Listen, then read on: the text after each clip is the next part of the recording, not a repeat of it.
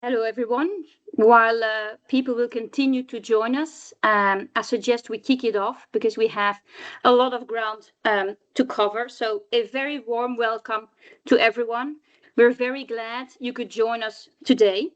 My name is Erica Blankart. I'm Senior Public Affairs Manager and Head of Sustainability at Invest Europe, and I will be your host for today's session, Value Creation in the Context of Impact Investing. This is the fourth session in our Impact Investing webinar series, and this afternoon we're focusing on a crucial and timely topic, value creation. As impact investing continues to evolve, aligning financial returns with measurable social and environmental outcomes is becoming a key driver of long-term value. Just letting a few people in. So here's a quick look at what we will be exploring together. First of all, the relationship between impact and value creation and why alignment really matters. Perspectives from LPs on how and why they allocate to impact. Practical implementation in the investment process from both GP and LP viewpoints. And finally, an outlook for impact investing in stormy times, including both bright spots and headwinds. We will wrap up with a dedicated Q&A, so please bring your questions and ideas. We would love to hear from you. And throughout the webinar, feel free to use the chat box to share comments or reflections. Your engagement is ultimately what makes these sessions dynamic and insightful for everyone. Now, let's turn to our speakers. We are honored to be joined by an excellent panel of experts. First up, we have Karin Bouwmeester. Karin works as sustainability and ESG expert in the private equity team of the Dutch pension fund investor PGGM. She has 20 years experience in the financial sector. Next, we're pleased to welcome Catherine Kitson, Director Impact at EQT Future. Catherine has a specific focus on impact investing and in particular, impact value creation. We're also delighted to be joined by Heike Schmitz, Partner Co-Head ESG EMEA at Herbert Smith Freehills Kramer. She specializes in advising funds, asset managers, insurers, and pension funds on investments, regulation, and ESG. And last but certainly not least, Nadina Stodiek. Nadina is co-head of impact management at Schroders and is responsible for developing and implementing the firm's impact management and measurement framework. She co-chairs Schroders' impact assessment group. It's a real pleasure to have all of you with us. Thank you for generously sharing your time and expertise. To everyone tuning in, just a quick housekeeping note. Please keep your microphones muted to avoid background noise during the session. With that, let's get started. Heike, the floor is yours. Thank you. I'm happy to take over and thank you for having me here. We're now in the fourth or fifth webinar of this series, so it's a long-standing topic, but it's still a topic worth speaking about. My first introductory slides will help you also to catch up a bit on previous webinars and previous topics we have covered. As a very short introduction to this, we're speaking about impact investing. That is no news to all of you, but we wanted to give you a very short recap of the key elements of impact investing, because that's also important to understand the further discussion, and in particular the practical deep dive we will get from our industry experts later. So key elements of impact investing is intentionality, being the aim to achieve positive, measurable social or environmental outcomes, and explaining how that will be achieved via the fund's investments. Typically, you would use a theory of change or an impact pathway covering the entire causal chain from input to impact. The second very important element is what we've called contribution, which is also sometimes referred to as additionality, meaning that both the asset you invest in, but also the investment itself needs to make a contribution to the targeted effects that you want to achieve in the strategy. Just as comparison, the focus of sustainable investments under SFDR is very much only on the asset contribution, not necessarily on the investor contribution. And the investor contribution can be both money, but it can also be non-financially support, expertise, engagement with your portfolio companies. A very important element is measurement, often combined with management, which you see as two separate blocks here into measurement and management, IMM. Measurement means you need to define suitable KPIs to measure the asset and investor contribution, and you also need to define and disclose the underlying methodology and regularly track the developments. As I said, that's very closely intertwined with the management, so you shouldn't only be measuring what you achieve, but you should also actively manage the targeted effects and mitigate any harms resulting. And the final element definitely is reporting to investors first and foremost on the achieved effects on the activities undertaken and the implementation of the strategy. But as you can see on the slide, there are also additional elements that are being applied in the industry, one of which can also be accountability to the public, meaning public impact reporting, public disclosure of impact policies, of theories of change. And the other element, which has also been covered in previous webinars, is alignment of interests, which, for example, can be instituted by having impact-linked carried interest or other forms of impact-linked remuneration. All of that is very much industry practice and not so much regulation right now, and we'll come to that at a later spot. The only regulation, in a sense, we currently have on impact investing in the EU is the ESMA fund names guidelines that have been published in August last year, which only require that funds using impact in the fund name should also ensure that their share of investments meeting the 80% threshold is made with the objective to generate a positive and measurable social or environmental impact alongside a financial return. And that actually is going to be the focus of the session today. Moving to the next slide. Just to give you an idea broadly of the interaction between financial returns, ESG, and impact in the broader investment landscape. Impact investing as such is primarily a strategic and methodological approach, and it can come in many different colors. In this context, we've opted for blue and green, but more broadly, there are many, many different impact strategies pursuing many different objectives and also being implemented in very different ways, and their relationship to financial returns can be very different.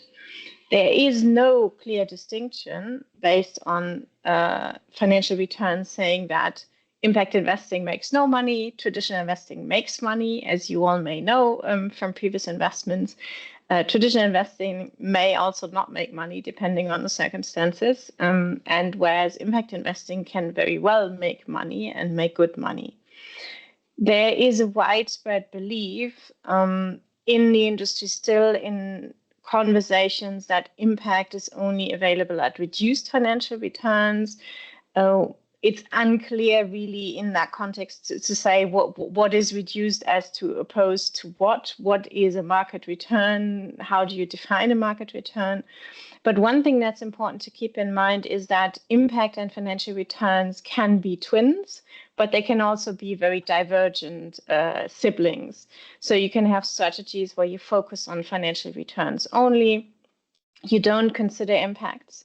One thing to note, you have to consider anything that results in a financial risk, including sustainability matters. You can dip your foot a bit into the water and say, well, I do ESG integration, I pursue certain ESG related opportunities, but my financial returns come first.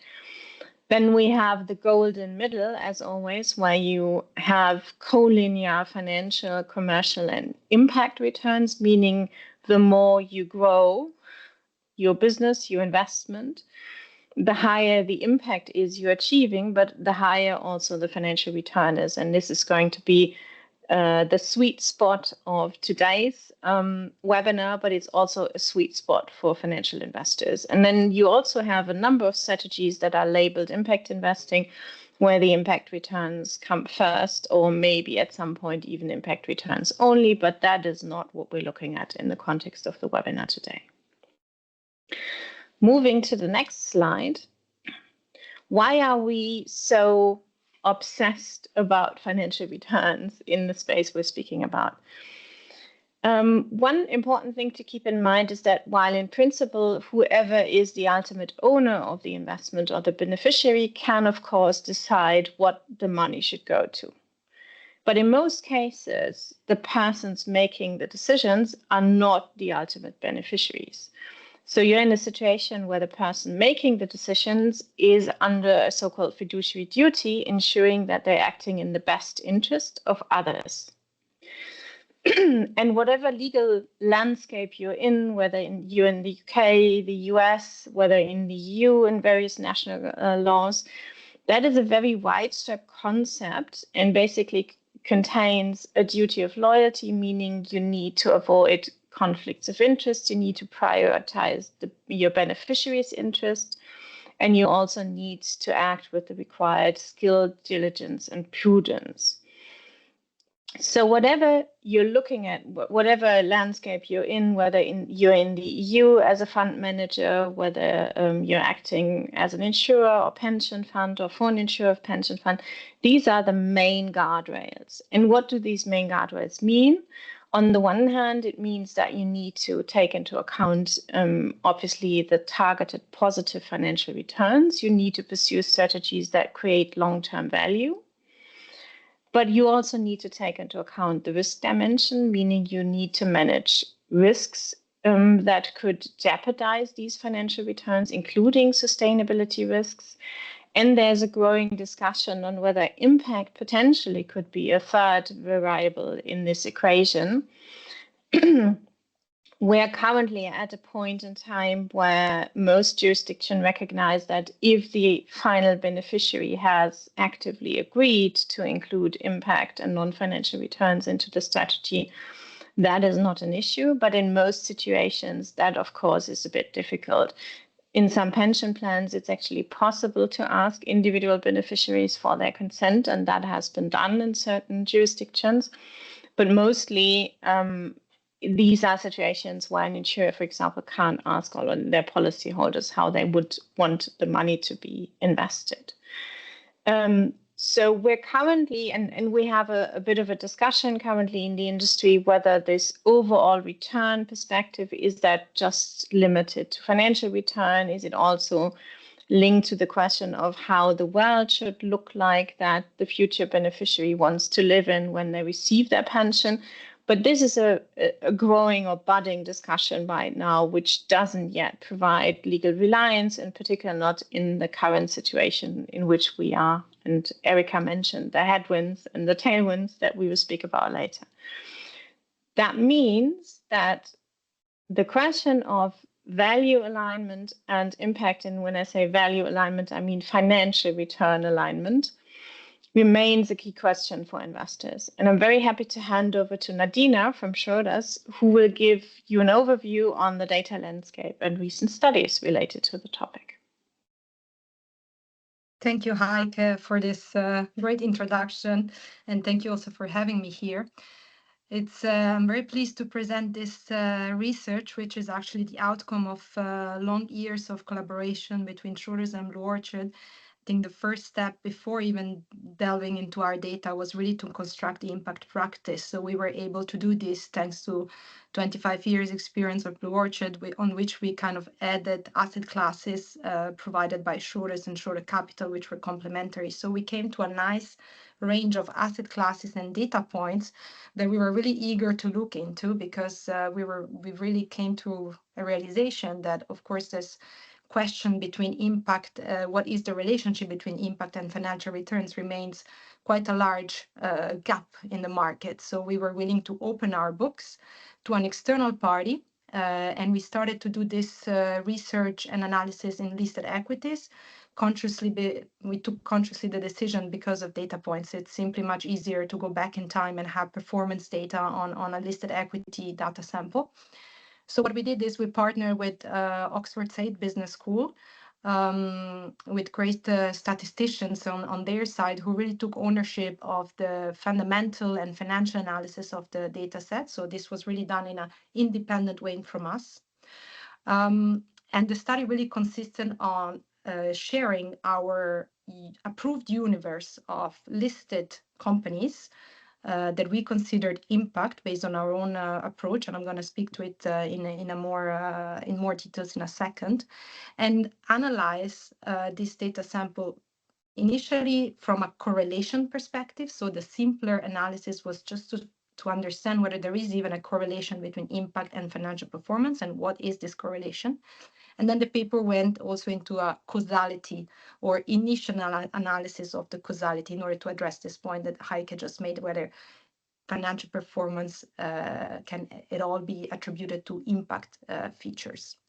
So in the next slide, we present the findings of the paper on listed equities. So I think here, this is the first part of the analysis. So really this point on correlation.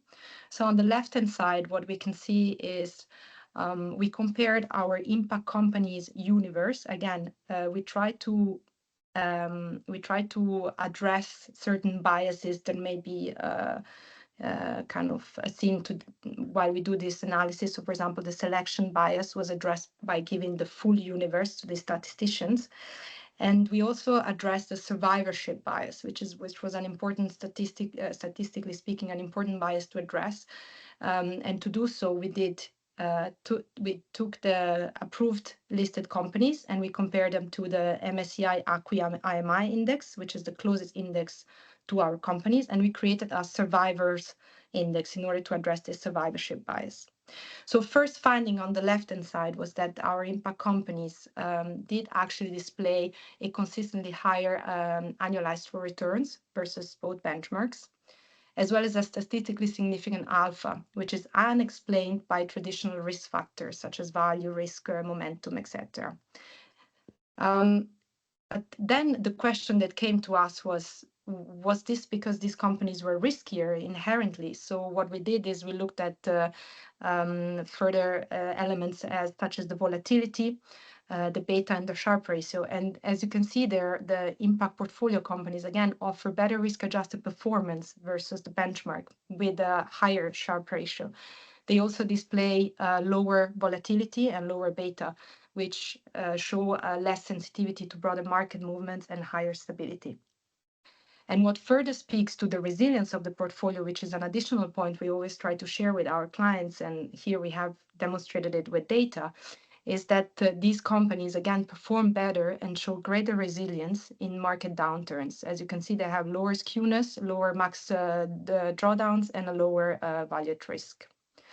So for us, these were really, really exciting data. And it was an initial step into what really kind of unfolded in a bigger piece of research, because the next step then, when we understood that there is this higher excess return, was to really understand whether there is some kind of correlation with impact. We understood there is a very good return, but is this unexplained return something we can correlate to impact? In the paper, we have further delved into these findings, and we tried to understand what are the drivers of these excess returns.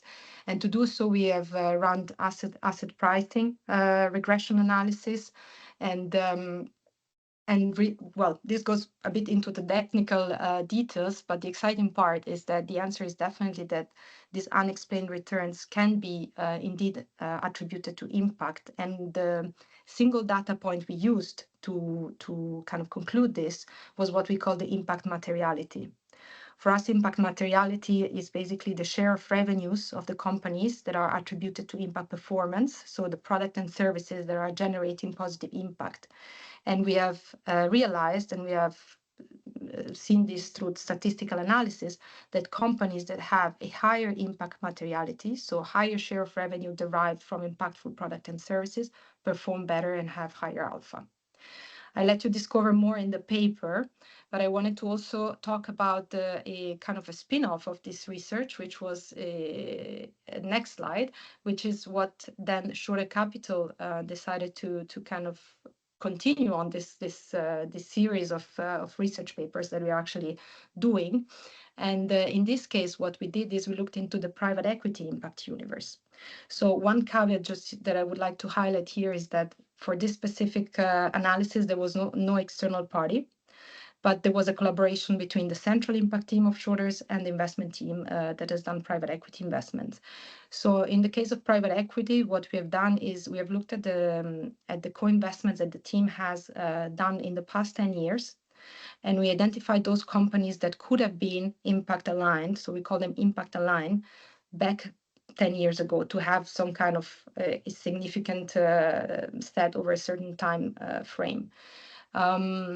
We've come to identify 118 private equity transactions, which corresponded to 1.8 billion commitments.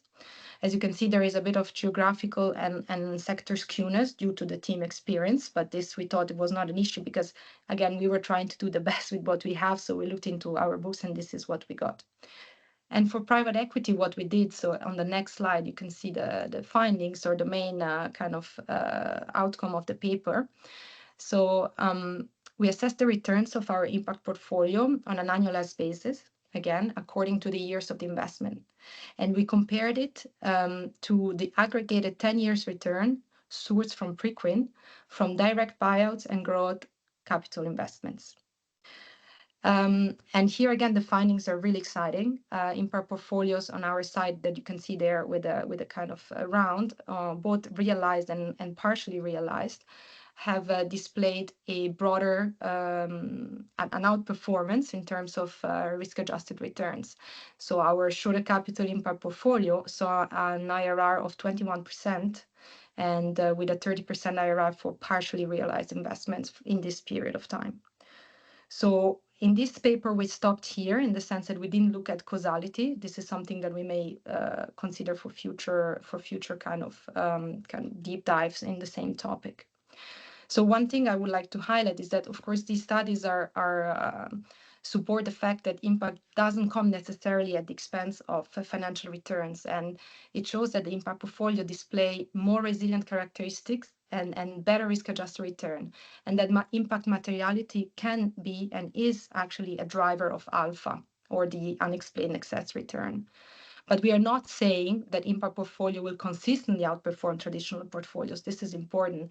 And we are very conscious, of course, that these papers might have limitations.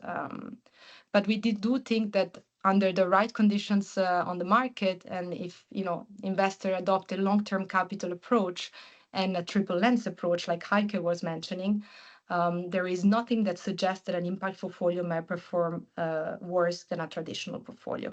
This is a bit the kind of message we would like to pass on to other players. And we would like to actually see more papers like this on the market in order to also be able to compare findings.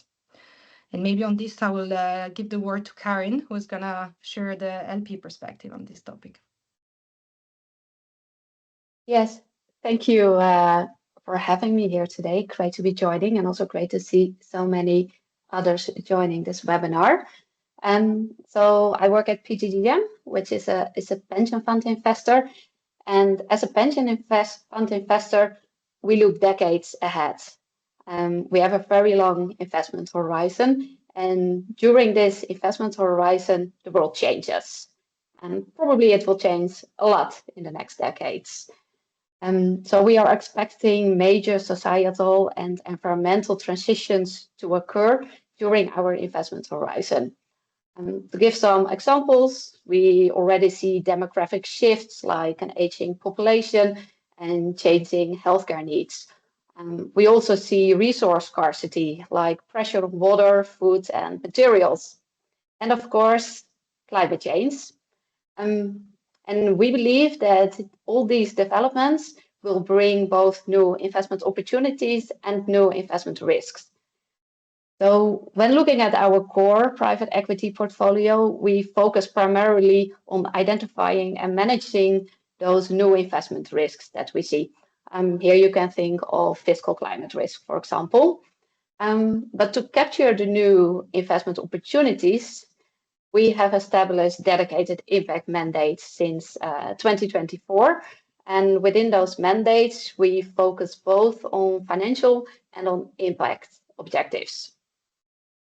And today I'll explain a bit more in detail how we, and probably LPs in general, develop their impact strategies. So the first step for any investor is to define what impact investing means. And Heike already mentioned it, most investors will use the definition of the GIN as starting point, and so do we. And I think everybody by now knows the definition of the GIN, but I'll still repeat it. So we define impact investments as investments made with the intention to generate positive, measurable social or environmental impacts alongside a financial return. And besides this impact investing, we also have SDG aligned investing. So these are investments that contribute to the SDGs, but are not fully aligned with the criteria of the GIN. So we don't refer to them as impact investing, but SDG aligned investing. But for the next few minutes, I will only focus on impact investing. So, well, once you have chosen your definition, your framework you want to use, then another decision you have to make is where do you want to focus on? Which impact themes will you choose? Do you go broad across all SDGs, or do you concentrate maybe on a few impact themes? Well, in our case, we have selected 3 impact themes, which are climate, healthcare in the Netherlands, and nature and biodiversity. And within these themes, you can then again work with subtopics. So, for example, within nature and biodiversity, you can think about circularity or the food transition. And within healthcare, you can think of the quality of healthcare or accessibility of healthcare. And what we did is that for the 3 themes we selected, we developed a whole theory of change, so that we could exactly map how our investments will lead to desired outcomes. But of course, these are the themes that we have selected, and there are other impact themes available. So an impact theme that we did not select, for example, but that I see in the market quite often is affordable housing. So when selecting the theme, your focus can be very broad or your focus can be very specific. Both are very suitable for impact investing, but you should be aware that there is a trade-off. So the more specific the focus, the more or the smaller the investable universe will be. Then when you have chosen the themes, then to make impact investing more actionable, you can set targets. And also this you can do in different ways. For example, you can choose to set a target on how much capital you want to allocate to impact investing. But in our case, we have chosen a target on the outcomes we want to achieve. So I already gave a few examples. Well, other examples are, for example, the tons of CO2 avoided emissions. But you can also think of something like hectares of land restored or number of new medicines introduced. There are many different outcomes you can define and set a target on. I think a target is very valuable because it can contribute to clarity and accountability.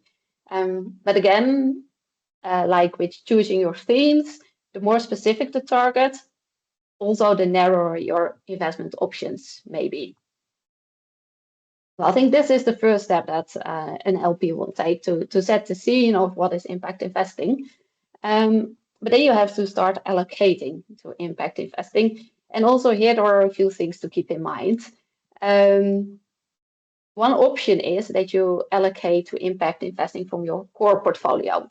I think that is a good way to start, to gain some experience and to understand the characteristics of impact investing, like, for example, the risk-return profiles. But you probably will see that interesting opportunities may not fit the core portfolio. For example, if I look at impact investing, I see interesting opportunities in venture capital, in emerging markets, and also with new managers with a limited track record.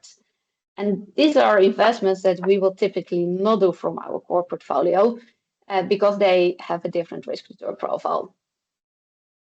So that is why we also, since last year, are doing impact investments from dedicated impact mandates.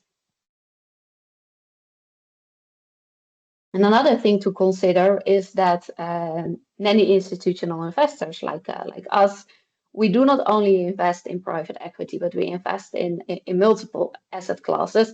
And every asset class has its own characteristics. It has its own risk-return profile, and it has its own suitable investment opportunities. And here I sometimes see a mismatch with the impact funds I look at. Because they sometimes combine different asset classes. Some examples, I sometimes see funds that are combine PE with real assets like farmland or forestry. Or I see PE funds with more infra-like investments. And I do understand it from a GP perspective, but for bigger institutional investors, it may be harder to allocate to these funds because they don't fit exactly into our existing structures.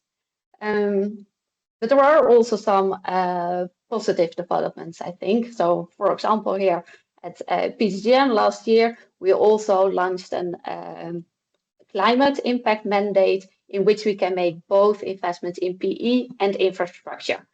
So also the risk return profile of the mandate takes already into account the different characteristics of the two asset classes. And then the last important point I want to flag is reporting. Well, following from the definition of the GIN, it's clear that impact investing has a dual objective. We want to make a financial return and we want to make environmental or social impact. So impact measurement and impact reporting is essential, but it is also challenging. And we as an LP, we try to use a small set of metrics that we can apply to all our asset classes and aggregate. And like that, it is for us, it's an easy way to make our impact visible, preferably in one number. But I'm also aware that impact can be very specific to a company. It may depend a bit on the theme you've chosen. So, for example, climate, impact in climate for a big part can be captured by metrics like avoided greenhouse gas emissions or greenhouse gas emission reductions.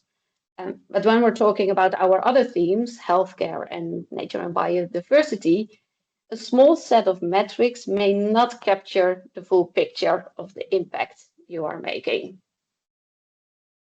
And then if this hurdle is taken, if you have chosen the impact metrics, the next challenge arises, data collection. Well, in our case, we receive the impact data from portfolio companies, usually via the GP. But the calculation behind the data may be very technical and subject to many assumptions. It then may be very difficult for us as an LP to assess the quality of the data. Avoided greenhouse gas emissions is an example that requires a very complex calculation that is, for us, very hard to understand and validate. Well, luckily, we are typically fully aligned with impact GPs on the importance of high quality data. We both want to be transparent about the impact we make because it makes our impact strategy credible. So to wrap up, impact investing is about using our capital to deliver both returns and positive impact. It is definitely not always easy. There are definitions to agree on, themes to choose, targets to set, and data to collect. But I think the momentum is there and the opportunities are growing. For us, it's a way to future-proof our portfolio, meet our clients' ambitions, and contribute to a sustainable world. And with that, we can move to the next section on practical implications of the investment process. And I think it's Catherine who will take part. Yes, thanks, Karin, and thanks, Erica, for having me. Very happy to be with all of you today. So building on Nadina and Karin's comments, I wanted to share some reflections on approaching value creation in a way that makes impact and commercial success interlinked. So I'll talk a little bit about asset selection and sourcing in a minute, but for now I'm going to focus a little bit more on the ownership stage. What we have here on the page is by no means exhaustive, so We're certainly not wanting to say that these are the only levers one could consider to create value with impact investment strategies, but we did want to share some sort of core concepts on the topic, grouping them into active engagement, performance management, and then additional levers. So starting on the left-hand side, the first one to think about here is timing. So this is about ensuring that even from a very early stage, so the first interactions that you'll have with the management team or advisors around a deal, that impact and its importance are very clearly articulated. Another thing to be thinking about on roles and responsibilities. So the actual governance setup, both at an investor and an investee, will differ based on the maturity and asset class. But regardless, it's key to ensure that everyone is clear on responsibilities. So who has oversight for impact at the board level? Who has oversight for impact at management level? And then on the actual operational level as well. On data collection, I'll certainly echo a lot of what Karen said earlier here. So impact data is, of course, no different from any other data point. You get out of it what you put into it.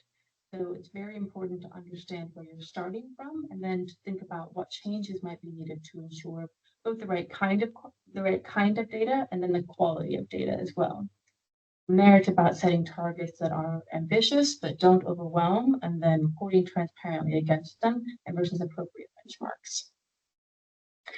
On performance management, some of the elements that you can think about to support on performance include ensuring that impact has a vote on the investment committee and any related review committees, and either that there are dedicated roles for impact or that it's clearly included in job descriptions at an investor level.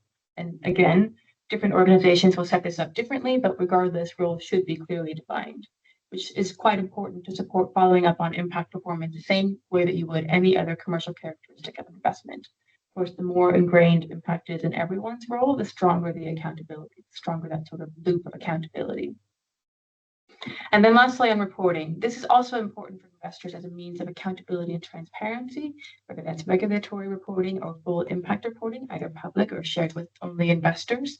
The reporting norms, which is housed by the Impact Frontiers, this is a great example of one of the big efforts, and Karin mentioned this as well, one of the big efforts to move the industry forward as we move into this next stage. So these norms establish shared expectations for the reporting of impact results by asset managers and are the result of more than a year-and-a-half consultation over involving about 350 actors across this ecosystem. The last one I wanted to touch on here was some additional possible levers to consider. And this is things like management incentives, impact link carry structures, which there's also a growing body of evidence to help think through the structuring of these kinds of mechanisms. There's dedicated advisory support for management that one could think about, secondees, network sessions across a portfolio to share learnings. Again, all of these can be used to create accountability and ensure a continuous loop of learning. Then, Erica, if you jump to the next page, just to try to make this a little bit more concrete, I'll talk a bit about our work at EQT Future, where we are very much focused on aligning impact with commercial performance, so that pursuing one reinforces the other. Impact is a core part of a value creation toolbox for this strategy, and we work hard to make sure that it's integrated throughout the investment life cycle. So we start with thematic sourcing and use an impact scorecard to screen opportunities and then integrate sustainability and impact deeply into our diligence processes. What we're looking for are companies with products or services that are both commercially superior and have a measurable environmental or social benefit. So here you might think about crops that are offering higher yields or better resilience or lower chemical use. Farmers might be wanting to adopt those because they improve margins, while customers might prefer them for quality and sustainability. When we see this alignment, the incentives between management, customers, and investors sort of naturally pull in the same direction. We do definitely still see signs from consumers demanding demonstrably sustainable products. Again, think about natural organic products as an example. So from a sourcing perspective, it's helpful to keep this in mind and also to ensure that a company will be able to meet consumer expectations in terms of demonstration. That might be a specific certification, for example, which would, of course, require a certain degree and quality of data, and potentially also some kind of an audit mechanism as well. So during the diligence process, we then establish a clear view on how we as an investor can support enhanced delivery of impact. Later on, it's key to embed this plan in the company's strategy from day one. So making sure to adapt for any additional learnings post-signing, as well as further input from management and functional heads. And as I mentioned on the previous slide, this also includes setting clear expectations for governance and aligning with management on both commercial and impact priorities. The aim here being to ensure that the impact case is embedded in the company's business model so that it remains value accretive after our ownership. We think about a big part of our role as investors as proactively accelerating impact by integrating it throughout everything that a company does. And this goes from the sourcing to a live process to value creation and eventually through to exit. So this is about embedding impact KPIs, governance, incentive structures where appropriate, and market signaling into the company's strategy.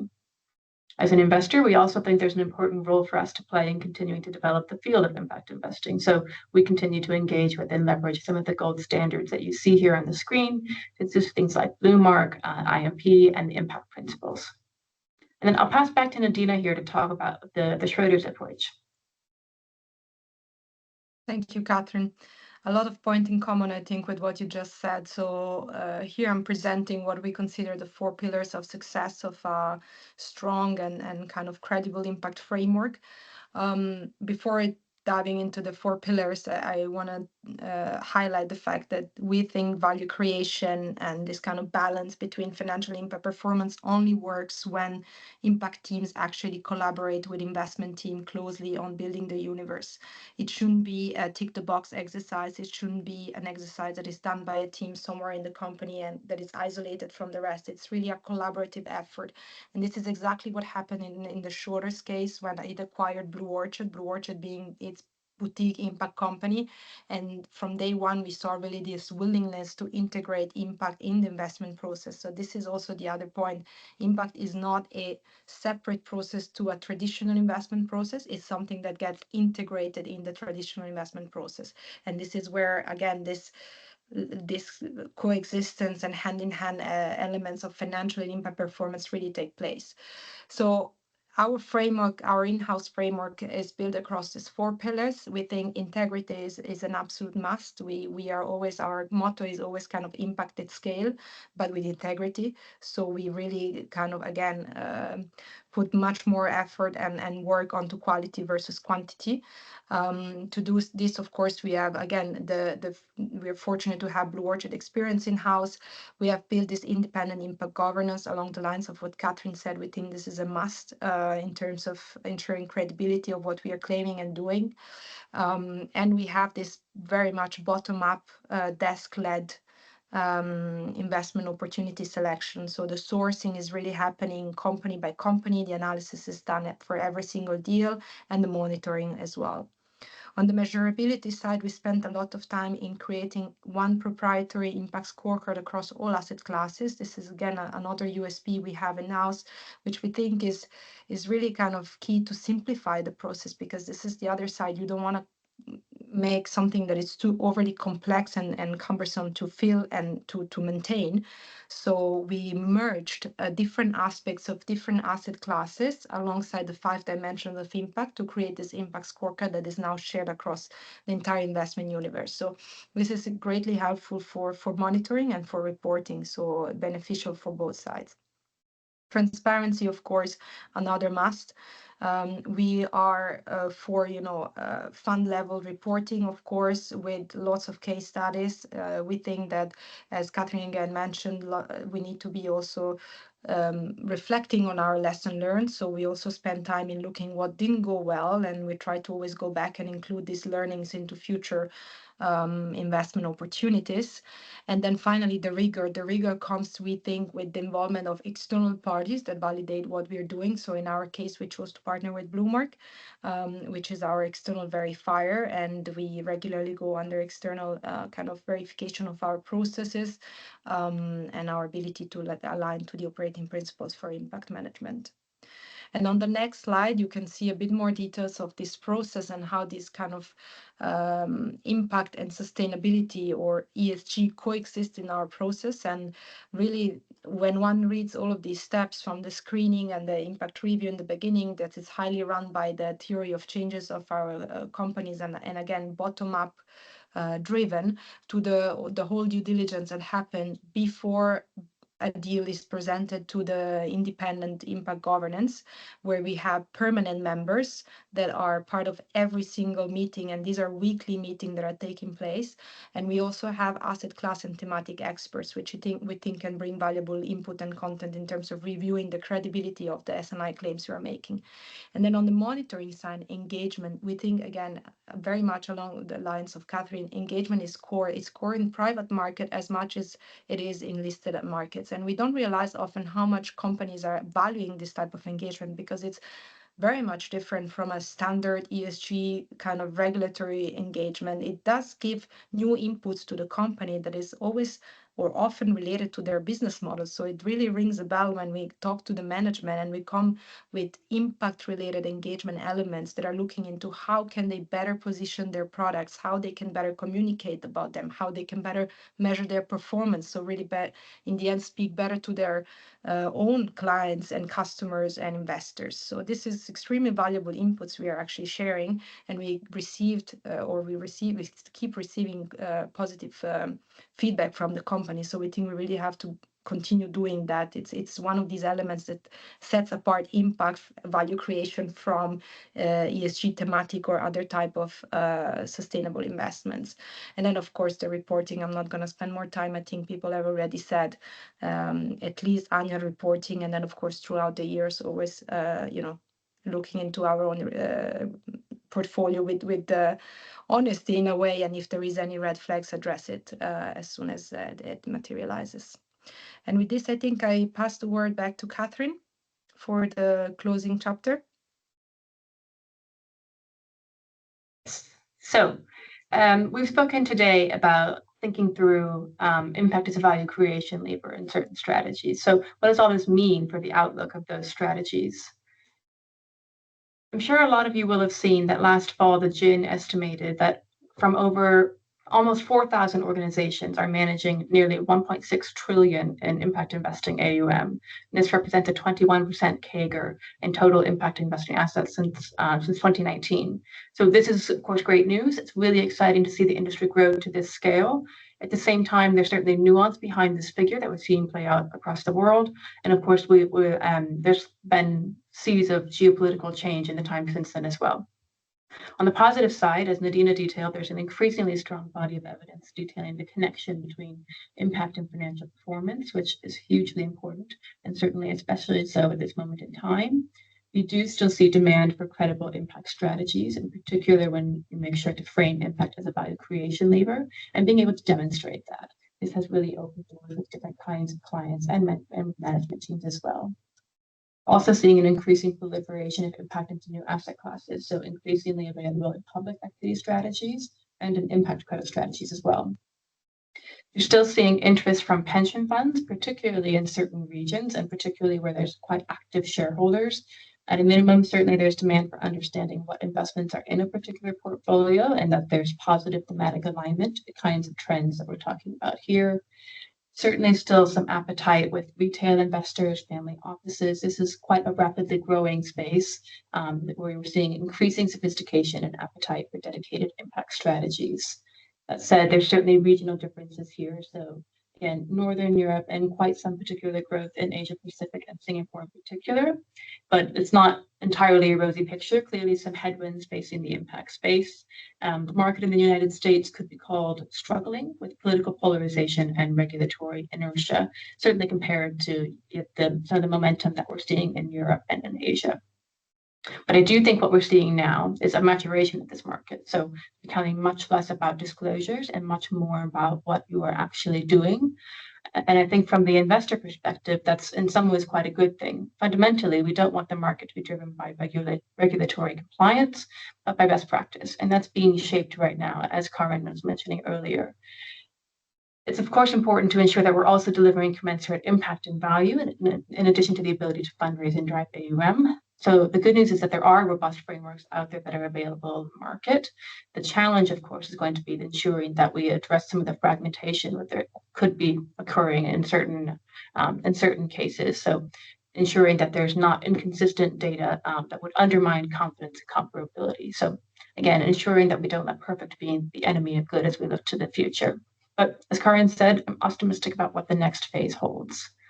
And then I'm actually going to hand back to Heike to round off on the regulatory topic to close us off.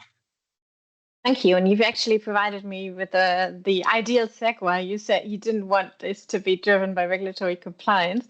And I think on this point we agree, but what at least I, in my perspective as a lawyer and advisor to the industry, see is that regulatory compliance or regulatory rules can still play an important role both in supporting but also in hindering impact investing. And what we currently see is a bit of a regulatory crossroads, as depicted on these slides. We see some very positive signs, albeit outside of the EU, and we also see negative signs. Maybe to start off at the beginning, sustainability impact has become a distinct label in the UK's sustainability disclosure regime, applying from last year, with significant input from the industry and academia, but it is currently only available for UK funds. How impact investing will fare in the context of the upcoming SFDR revision that is planned for end of this year or next year is very unclear. There's no final decision yet, but it's very likely that impact will not be recognized as a separate category. Whether it will be recognized at all to be seen, maybe as add-on to sustainable or transition investing, but currently both the Commission and EU regulators are struggling a lot with the concept. Interestingly, a silver lining comes from a region one would a few years ago not have suspected of becoming a hotspot for impact investing. Last year, the Japanese regulator has issued non-binding guidance on how large financial investors, in particular banks and insurers, can implement impact investing strategies. Background is that the Japanese government had taken stock of all the issues it needs to deal with in the next decade and has realized that private investments are direly needed, and that it will only get these private investments if it's opening up rooms for financial investors to support. And by starting to engage with the concept and industry, that has really created an interesting momentum. And we hope to some extent that the EU will follow this example and come to the same realization at some point. No surprise, obviously, that the US is not a hotspot for impact investing right now, at least when it comes to the federal level. For example, the SEC has recently withdrawn its proposal for a fund names rules that would have specifically set out certain principles for impact funds. So we see diverging signals from regulation, but as Catherine has already mentioned, there's definitely no standstill when it comes to industry standardization and initiatives. Impact investing continues to be heavily driven by the industry in voluntary frameworks and initiatives, and that's a bit similar to the first days of climate assessment and reporting, if you remember, where actually the industry overtook regulators and regulation at some point in time. There are a few examples I've set out on the slide, an update to the operating principles for impact management that issued in 2019 have definitely become a core standard of how to integrate impact investing into the investment process. A new forum has been launched in May this year, the Impact Convergence Forum, that is focusing in particular on the impact measurement and management practices.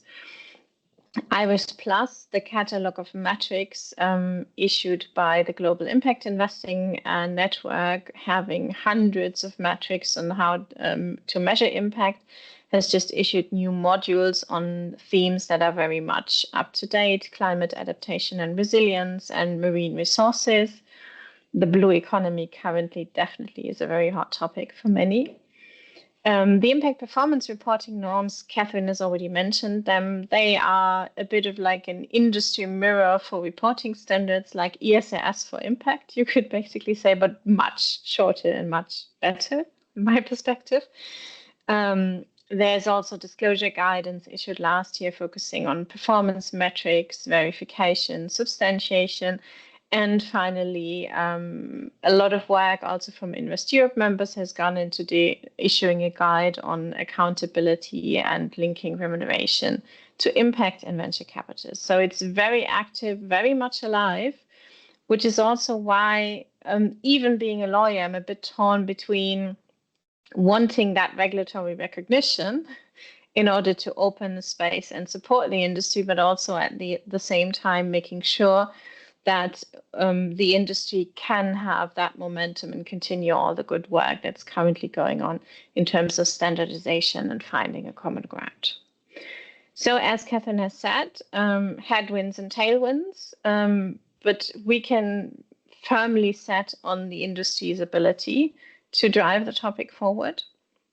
And I think, as already mentioned by all speaking, the question of the alignment between financial returns and impact investing continues to be very important and will also continue to be supported by further research. So a lot of further development. With that, we have a bit of time for questions that you would like to ask using the chat function or directly, however you prefer it. Thank you very much, everyone. I don't think we have received any questions, but I'm happy to kick this off. We have a few minutes left and we only need a few seconds to wrap up, right? And feel free, any of the speakers, to take up these questions, right? This question: what happens if a company in your portfolio performs well financially, but lags on the impact side?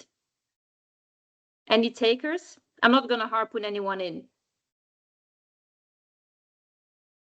I'm happy to start. So I think we come back to the point of engagement. So in our case, again, I mean, impact and financial performance can be a reason to divest or to reconsider an allocation to a company. So we have had cases where we basically sold a position because it didn't perform from an impact perspective, although it was a great financial performance contributor, and the other way around. But I think if you're having a case where financial performance is going well and impact is not, the first step on our side would be to engage with the company and try to support in identifying what is actually the reasons.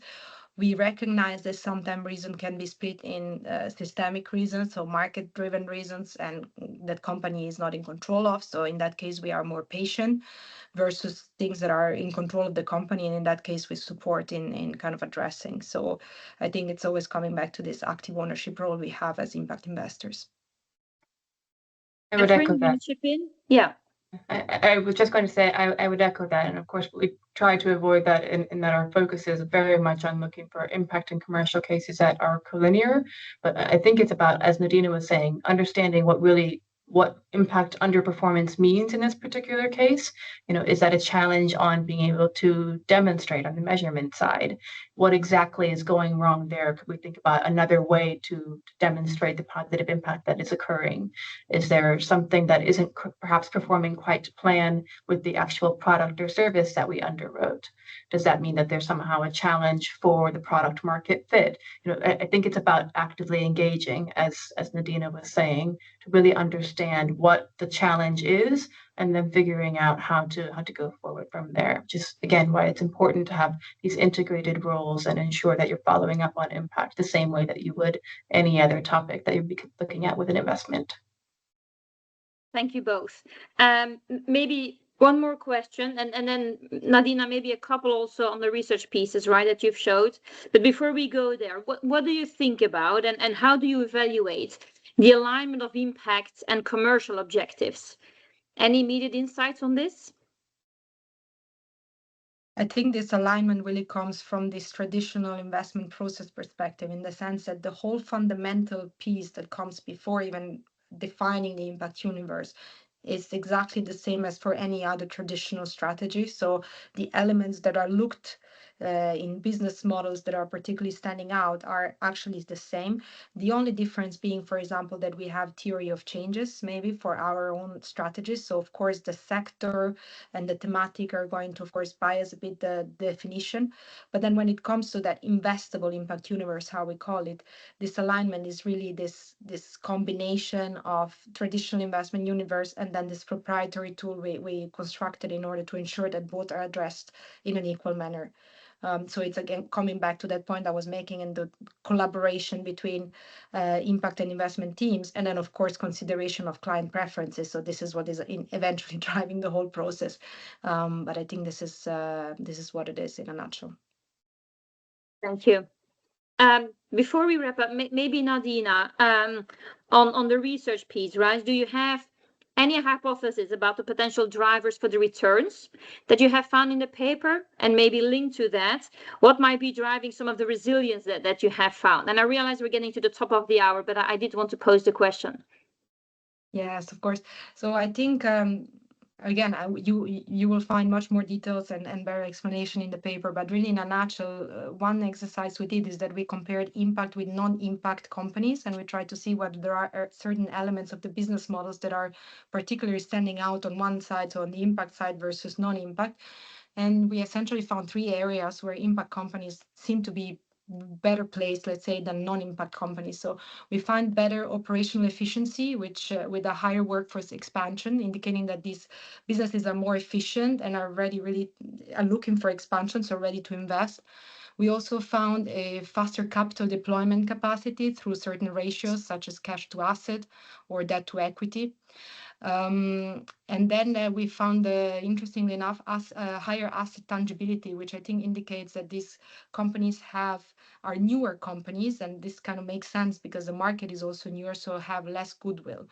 These are just initial findings, so we kind of opened the door to, follow-on studies in order to even better understand. But it's really highly interesting because it's very it's statistically proven. So this, I think, opens the door to additional studies and analysis we could do. Thank you very much. And with that, I think we've reached the top of the hour, or even gone beyond that a little bit. So thank you very much to all of the speakers for sharing your time, your expertise and insights today. As always, your contributions have made this a very valuable and thought-provoking session. So Nadina, Heike, Karin, and Catherine, thank you once again. Also to our attendees, thank you very much for joining us today. Please stay connected. Please continue the dialogue, whether by sharing your reflections, reaching out with follow-up questions, or joining us again for future events. We have social media, our weekly newsletter, so many ways to stay in touch. So once again, it's been a pleasure having you with us today, and we look forward to welcoming you at our next webinar. Until then, take care and enjoy the rest of your day. Thank you. Bye. Thank you, everyone. Have a good day. Thank you, everybody.